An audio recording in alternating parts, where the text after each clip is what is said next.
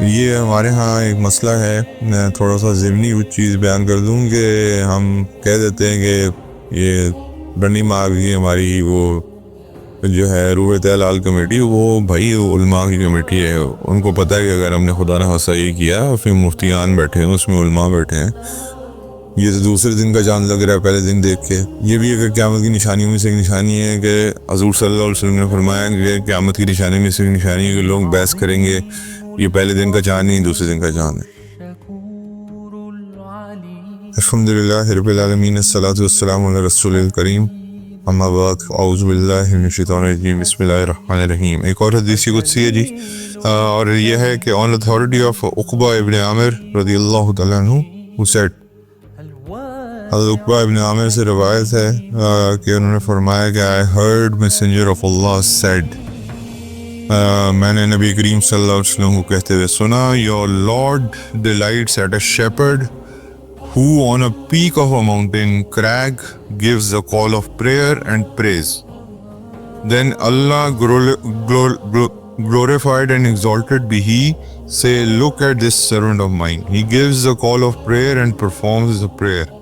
He is in the awe of me. I have forgiven my servant his sins and have admitted him to paradise. It was related by Al-Nasai with the good chains of authority. Basically اللہ تعالیٰ ایک Shepard کی بات کر رہے ہیں یہاں پہ، یہ جو چرواہا ہے جو بکریاں چراتا ہے، لیکن اس کو پتہ چل گیا ہے کہ وقت نماز آ گیا ہے، تو وہ ایک اب یہاں پہ اللہ ایک مثال، کیونکہ اس وقت مکہ کی وادی تھی، پہاڑی علاقہ بھی تھا، تو اللہ مثال دیتے ہیں کہ وہ ساری بکریوں کو ایک سائڈ پہ کھڑا کر کے یا ان کو ایک سائڈ پہ کر کے وہ اذان دیتا ہے ایک پہاڑی پہ چڑھ کے. کوئی نہیں دیکھ رہا اس کو پتہ ہے صرف اس وقت مجھے کون دیکھ رہا ہے، اللہ کی ذات دیکھ رہی ہے، اور اس کو پتہ ہے کہ نماز کا وقت ہے، تو اگر میں اس کو چھوڑ دوں گا تو اس کا میں اس کی سزا پاؤں گا. سیدھی سی بات. تو اللہ رب العزت کی ذات دیکھ رہی ہے، اس نے اذان دی، مطلب کہ اگر قریب ہے تو آ کے سن لے، آ کے مجھے جوائن کر لے نماز کے لیے. اس نے اپنا یعنی کہ اقامت دین کا کام کر دیا، نمبر 1، یعنی کہ دین کی طرف تبلیغ کر دی، نماز کی طرف. اگر کوئی ہے ہی کین جوائن. پھر اس کے بعد وہ کیا کرتا ہے کہ اس کے بعد وہ نماز کی طرف متوجہ ہوتا ہے، اور جب وہ نماز کی طرف متوجہ ہوتا ہے اور نماز پڑھتا ہے تو اللہ تعالیٰ فخر فرماتا ہے. اللہ تعالیٰ کہتے ہیں دیکھو میرے اس بندے کو. کس کو کہتے ہوں گے؟ اللہ کی اوپر اللہ کے پاس مخلوق کون ہے؟ فرشتے ہیں، ملائکہ ہے. یعنی کہ اللہ از ڈوئنگ فخر آن this person who is a shepherd, جو دنیاوی طور پہ شاید ایک چرواہا ہے جس کی کوئی عزت اور وقت بیچارے کی نہیں ہے، یا کیٹلز کو چراتا ہے، یا بھینسوں کو، یا گائیں کو، واٹ ایور، جو بھی کیٹلز جو بھی ہے ان کو چراتا ہے. ان کو جب ہم کسی کو اس طرح دیکھتے تو اللہ معاف کرے حقارت کی نظر سے دیکھتے، لیکن اللہ رب العزت اس بندے کو کس طرح دیکھ رہا ہے؟ فخر کی نظر سے دیکھ رہا ہے. کیوں؟ کیونکہ اس نے سب کچھ اکیلے میں سب کچھ چھوڑ کے اللہ کے لیے وقت نکالا اور اذان دی، اور پھر اللہ کے لیے نماز میں مصروف ہو گیا. اللہ تعالیٰ کہتے ہیں look at the servant of mine، دیکھو میرے اس بندے کی طرف. he has given the call of prayer، اس نے اذان دی ہے، اس نے دین کی طرف لوگوں کو بلایا ہے، اور اس کے بعد اس کو نماز پڑھی ہے. Because he is in awe of me، یعنی کہ وہ میرے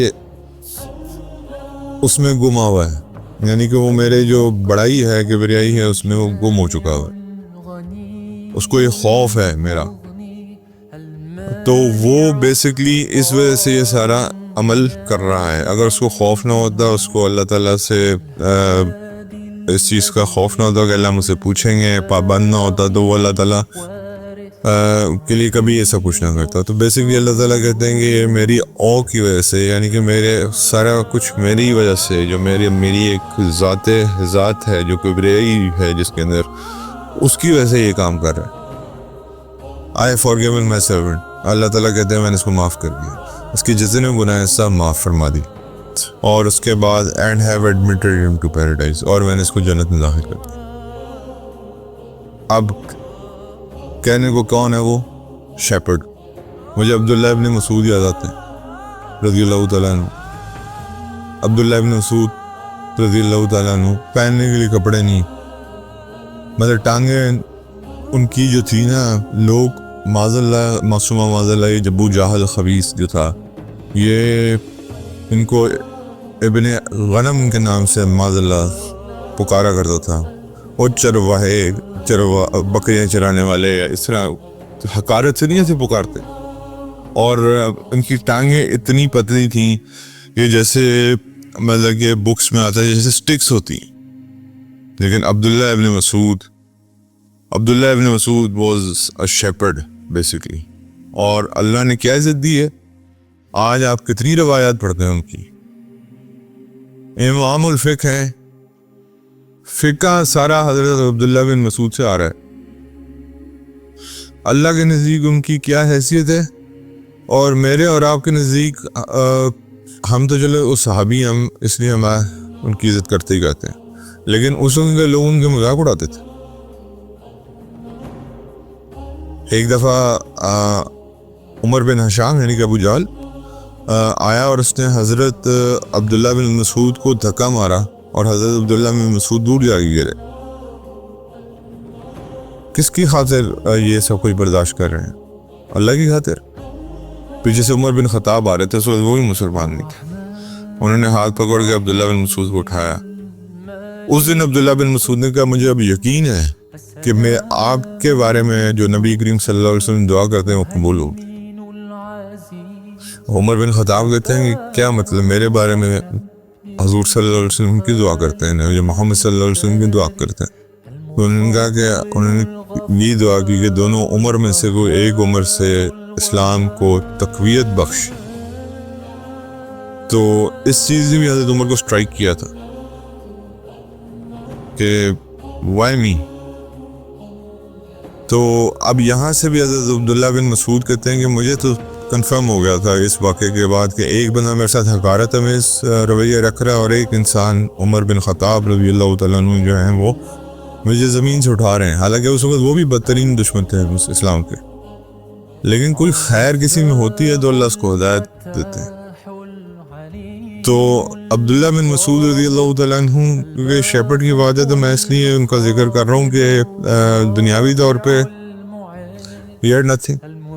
اصحاب صوفہ میں سے تھے وہ 70-77 صحابہ جن کے پاس کھانے پینے کو کچھ نہیں ہوتا تھا. حضور صلی اللہ علیہ وسلم نے جو صحابہ تھے جو ذرا تھوڑے الحمدللہ اللہ نے جن کو نعمتیں بخشی ہوئی تھیں ان کی ڈیوٹیاں لگائی ہوئی تھیں, ان کو 4 کو 3 کو گھر لے جاؤ کھانا کھلایا کرو. ایسے بس صرف دین کی خاطر بیٹھے ہوئے تھے مدینہ منورہ میں, دین سیکھنے کی خاطر. چادر تک اوڑھنے کو پوری نہیں تھی جسم پہ, نیچے ٹانگیں بس 70 تک ڈھانپنے کی مشکل سے نیچے سے ایک وہ تھی جو وہ باندھ لیا کرتے تھے. اور اس حالت میں اور پھر اللہ کیا رتبہ عطا فرماتے ہیں, امام الفقہ بنا دیتے ہیں. آج فقہ جو میرا اور آپ کے سامنے آ رہا ہے سارا, یہ سارا عبداللہ ابن مسعود رضی اللہ تعالیٰ عنہ سے آ رہا ہے. اور پھر اللہ تعالیٰ یہ بھی موقع دیتے ہیں دنیا میں کہ جو آخری جب ابو جہل گر کے بدر کے میدان میں زخمی پڑا ہوا تھا تو عبداللہ بن مسعود نے اس کی چھاتی بیٹھ کے اپنا تلوار سے اس کو ختم کیا. تو اللہ تعالیٰ نے وہ جو تھا نا, وہ جو ایک دنیاوی طور پہ بھی ایک معاملہ تھا اس کو بھی سیٹل ڈاؤن کر دیا. تو جو اللہ کے لیے قربانیاں دیتے ہیں وہ وقتی طور پہ مارے بھی کھاتے ہیں, سب کچھ کرتے ہیں, لیکن پھر اللہ تعالیٰ بھی ان کو عزت دیتے ہیں. آج عبداللہ ابن مسعود رضی اللہ تعالیٰ عنہ کے بارے میں آپ پڑھیں, آپ کو ان سے ہزاروں روایتیں ملیں گی, آپ کو قرآن کے اندر ان کے ہزاروں مسائل ملیں گے. لوگ ان سے سیکھنے جایا کرتے تھے, بڑے بڑے صحابہ ان سے سیکھنے جایا کرتے تھے. تو ایسی اللہ تعالیٰ یہ رتبے نہیں دیتا.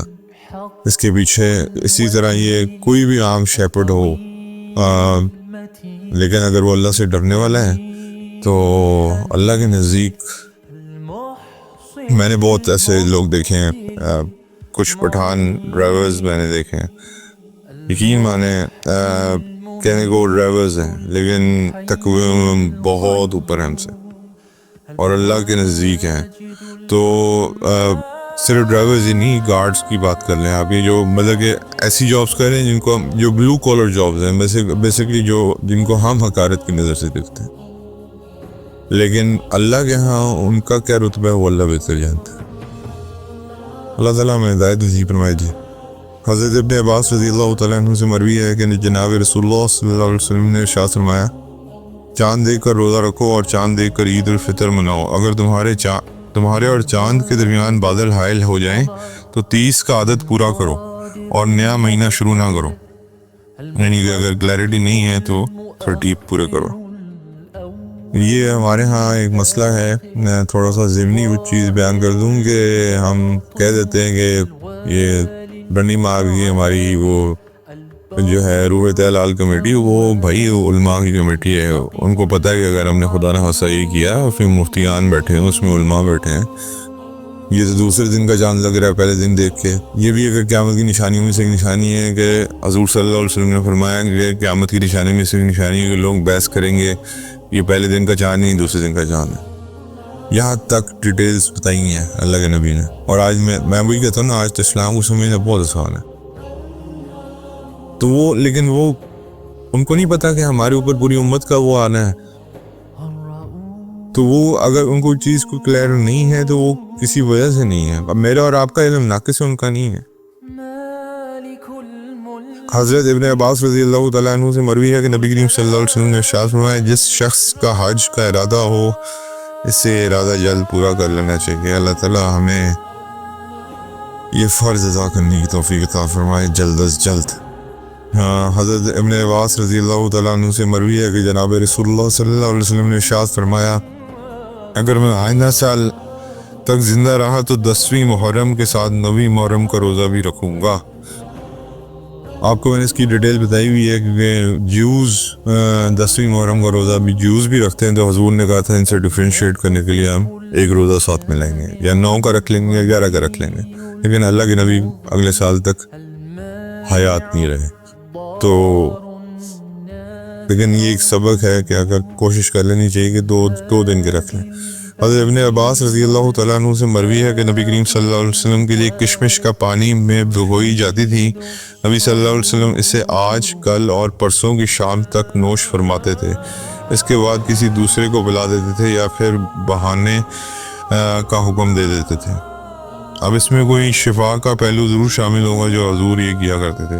حضرت ابن عباس رضی اللہ تعالیٰ عنہ فرماتے ہیں کہ آنکھ نے جو دیکھا دل نے اس کی تکذیب نہیں کی سے مراد یہ ہے کہ نبی کریم صلی اللہ علیہ وسلم نے اپنے دل کی آنکھوں سے اپنے پروردگار کو دو مرتبہ دیدار کیا ہے۔ حضرت ابن عباس رضی اللہ تعالیٰ عنہ سے مروی ہے کہ جناب رسول اللہ صلی اللہ علیہ وسلم اپنی صاحبزادیوں اور ازواج مطہرات کو عیدین میں نکلنے کا حکم دیتے تھے، یعنی کہ ملاقات کریں۔ حضرت ابن عباس رضی اللہ تعالیٰ عنہ سے مروی ہے کہ جناب رسول اللہ صلی اللہ علیہ وسلم نے کسی قوم سے اس وقت تک قتال شروع نہیں کیا جب تک انہیں دعوت نہ دے دی ہو۔ مسلمانوں کے 3 طریقے نا، پہلا یہ ہے کہ دعوت، دوسرا جزیہ، نہیں مانتے دونوں پہ تو پھر قتال ہے۔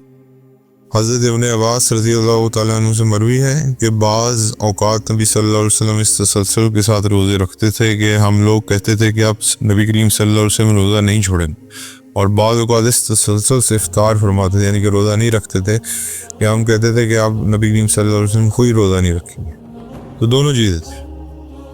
تو حضرت ابن عباس رضی اللہ تعالیٰ عنہ سے مروی ہے کہ کاش لوگ وصیت کرنے میں تہائی سے کمی کر کے چوتھائی کو اختیار کر لیں، اس لیے کہ نبی صلی اللہ علیہ وسلم نے تہائی کو بھی زیادہ قرار دیا ہے۔ میں نے آپ کو یہ روایت حضرت سعد سے بتائی تھی، حضرت سعد بن ابی وقاص نے کہا تھا کہ میں ہاف کرنا چاہتا ہوں، تو حضور صلی اللہ علیہ وسلم نے کہا بہت زیادہ ہے، ان کا اچھا 2/3 کر دیں، انہوں نے نہیں، ان کا 1/3، ان کا یہ بھی ٹھیک ہے لیکن بہت زیادہ ہے، کیونکہ آپ اپنے پیچھے وارثین کو کسی کے اوپر نہ چھوڑ کے جائیں۔ ٹھیک ہے، آپ نے جو کرنا ہے، اگر آپ کو الحمدللہ بہت پیسہ ہے تو آپ 1/3 تو منیمم میکسیمم ہے، اسے کم بھی کریں گے تو کوئی پکڑ نہیں۔ حضرت ابن عباس رضی اللہ تعالیٰ عنہ سے مروی ہے کہ جناب رسول اللہ صلی اللہ علیہ وسلم نے ارشاد فرمایا، اس شخص کے بارے میں جس نے ایام کی حالت میں اپنی بیوی سے قربت کی ہو یہ فرمایا کہ وہ 1 یا آدھا دینار صدقہ کرے۔ ایام حیض کی بات ہوگی۔ حضرت ابن عباس رضی اللہ تعالیٰ عنہ سے مروی ہے کہ جناب رسول اللہ صلی اللہ علیہ وسلم رات کو بیدار ہوئے، قضائے حاجت کی، پھر چہرے اور ہاتھوں کو دھویا اور آ کر سو گئے۔ حضرت ابن عباس رضی اللہ تعالیٰ عنہ سے مروی ہے کہ حجۃ الوداع کے موقع پر اللہ کے نبی صلی اللہ علیہ وسلم 100 اونٹوں کی قربانی دی، جن میں سے ابو جہل کا ایک سرخ اونٹ بھی شامل تھا جس کی ناک میں چاندی کا حلقہ پڑا ہوا تھا۔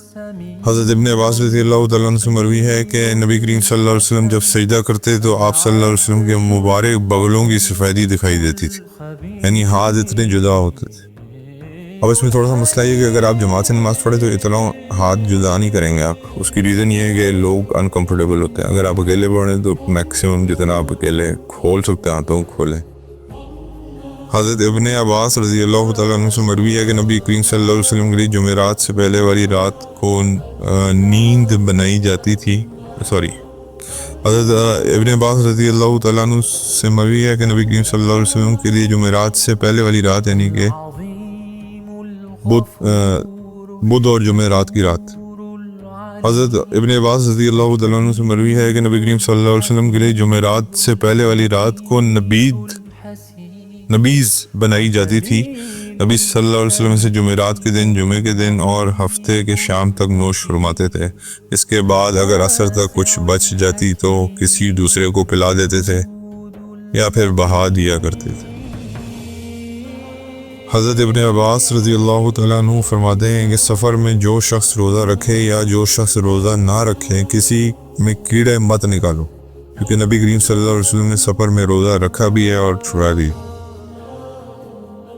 حضرت ابن عباس رضی اللہ تعالیٰ عنہ سے مروی ہے کہ جناب رسول اللہ صلی اللہ علیہ وسلم نے قبرستان جا کر غیر شرعی کام کرنے والی عورتوں پر لعنت فرمائی، اور ان لوگوں پر بھی جو قبروں پر مسجدیں بناتے ہیں، اور ان پر بھی جو چراغاں کرتے ہیں۔ حضرت عائشہ رضی اللہ تعالیٰ عنہ اور حضرت ابن عباس رضی اللہ تعالیٰ عنہ سے مروی ہے کہ حضرت ابوبکر صدیق رضی اللہ تعالیٰ عنہ نے نبی کریم صلی اللہ علیہ وسلم کو وصال کے بعد بوسہ دیا، یعنی کس کی۔ حضرت ابن عباس رضی اللہ تعالیٰ عنہ سے مروی ہے کہ نبی کریم صلی اللہ علیہ وسلم کو 13 رکعت نماز پڑھتے تھے، 8 تہجد کی، 3 وتر اور 2 فجر کی سنت ہے۔